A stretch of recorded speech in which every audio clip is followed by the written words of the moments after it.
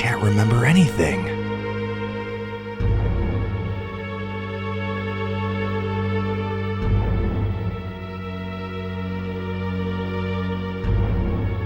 My only hope is this gun. I must remember. I must survive. I must review Resident Evil Survivor. Resident Evil Survivor, aka Gun Survivor, is the first-person off-rail shooter developed by TOS Software and published by Capcom in the year 2000. This is the first installment of the Gun Survivor series published by Capcom. Though this title suggests the use of the gun con for the PS1, here in the States, the functionality was fully removed due to video games involving guns and violence being blamed publicly in the media for influencing the events in Columbine High School in 1999.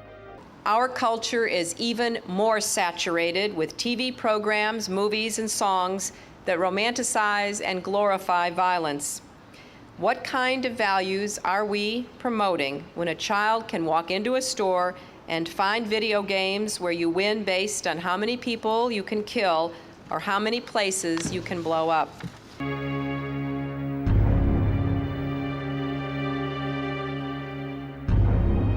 My only hope is this dual shock controller. I must remember. I must survive. The plot of the game takes place shortly after the events in Resident Evil 2 and 3, where Raccoon City was fully erased off the map by Umbrella to stop the spread of the T-virus. We are a lone man who's suffering from amnesia, or just really hungover. And as we delve deeper in this mystery, we discover that we are on an Umbrella test site that has been fully overrun by BOWs and zombies. And upon reading diaries and meeting other survivors, you find out you may have had a bigger role on the base's downfall than you even know. No, this is me. I am Vincent. It was all my fault. And now you must uncover the truth, and above all, survive. I won't lie to you, hearing this story actually piqued my interest.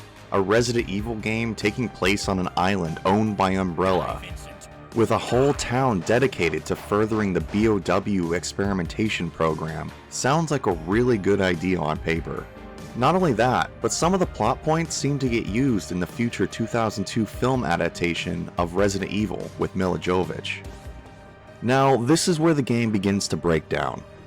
The gameplay is rough. I won't say it's the worst first-person shooter I've ever seen on the PS1, but I will say there's no word better suitable for this game than clunky. Since this was originally meant for the Namco gun controller, you can tell that the support for the DualShock was implemented at the very last second.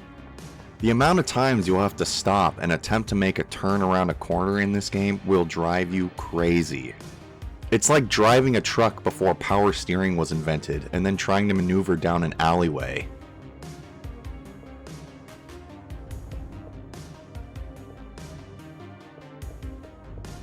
Unlike the past Resident Evil games, where you're taught to always press the X or square button to interact with items or doors, this game throws all of that away and now you just run directly into them.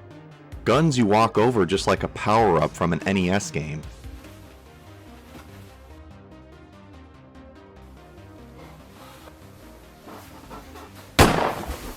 And doors now automatically open as long as you run into them head first. September 28th, daylight. The monsters have overtaken us. The voice acting in this game gives the original Resident Evil a run for its money.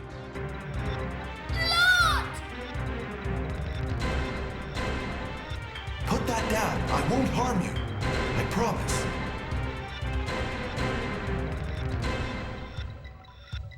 Liar. You'll kill me if I drop it. I'm not stupid. It's so bad, it's hilarious. Even the self-destruction sequence lady sounds like she phoned in her performance as she was reading a magazine on the toilet. This island will self-destruct in 10 minutes. All the personnel must evacuate immediately. There are multiple guns to be found in the game, but sadly none of them feel great to use, and most of the time, you can't tell if they're even doing more damage to an enemy than your pistol that you start out with.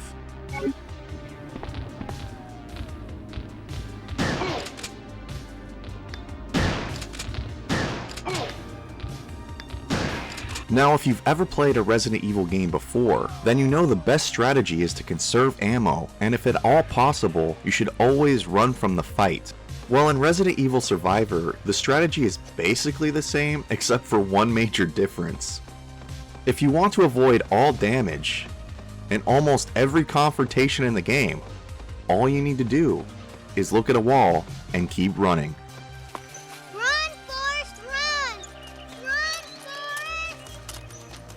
Yes, if your enemy isn't in your line of sight, they cannot hurt you.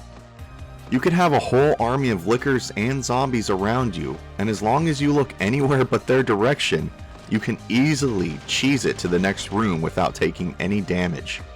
The only moment you can't escape from a fight is the final boss, but by that time you should be fully stocked with magnum rounds and special grenades. Since you didn't have to fight anything else using other than the pistol, you won't have any issues.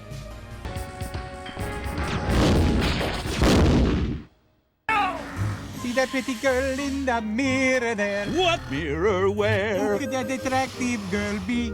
Who, which one, where? Such a pretty face, such a pretty nose, such a pretty smile, such a pretty This game is probably the shortest in Resident Evil history, only taking an hour and a half to beat, and that's just playing it normally. If you wanted to speedrun this game with New Game Plus, keeping all your weapons you previously discovered in your last playthrough, you could probably beat this game in under an hour. The replay value really depends on how much of this game you can actually stand. There are branching paths you can take, which let you meet a couple different characters and find different guns, and explore different environments, but the main plot points and ending stay the same. On a scale of 1 to 5, I give Resident Evil Survivor a 3. The plot of the game was something that really caught my attention, but upon playing it, it definitely should have been more fleshed out. The journal entries of the game were my favorite part, due to them all being based around the events of Resident Evil 2 and 3 and shedding a little more light on the inside knowledge of Umbrella. The graphics of Resident Evil Survivor are probably the strangest thing of the entire game. This was released in the year 2000. That's 4 years after the original Resident Evil, and the same year Code Veronica came out, but looks and plays as if this was a companion game to the original in 1996. Gates. I have already sent the self-destruction system. This island will be gone in a matter of minutes. Adios, Ark. Oh, this can't be.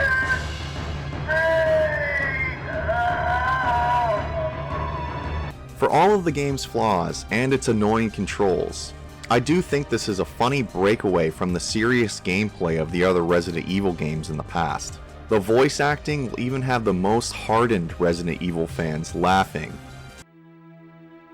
Who are you? What are you talking about, Vincent? What did you call me? And while it's a shame the gun con function was removed, you won't be disappointed owning this in your game collection. If you guys enjoyed this video, be sure to hit the like button and subscribe. This is Forrest, this is Retro or Die. I'll see you on the next game review.